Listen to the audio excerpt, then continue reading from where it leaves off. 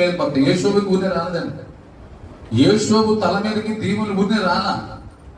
మిగతా అన్నలో దేవుని మాట వినేవాళ్ళు కాదు.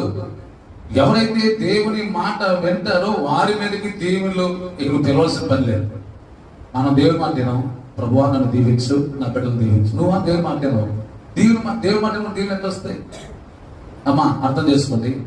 మనం దేవుని మాట వినుకోకుండా మన బిడ్డల కోసం ప్రార్థన చేస్తే నీ ప్రార్థన శాపముగా మారింది. అర్థం చేసుకోవాలి. మనము దేవుని మాట వినుకోకుండా ప్రభువా నా బిడ్డను దీవించాను అనుకోండి, నువ్వు దీవిస్తావు, కానీ ఆ దీవెనంటే వాళ్ళకి శాపంగా మారింది. సామెతలలో మాట ఉంది, వేకుని లేచి గొప్ప శబ్దంతో దీవించువాని ప్రార్థన అంటే వారికి శాపంగా మారింది. బైబిల్లో ఉంది ఆ మాట. నువ్వు దేవుని మాట ఎన్నుకోకుండా, అందుకని నీ బిడ్డలు దీవించాలన్నా సావుకుడు దగ్గర తీసుకొచ్చి సావుకుడే ప్రార్థన చేయాలి.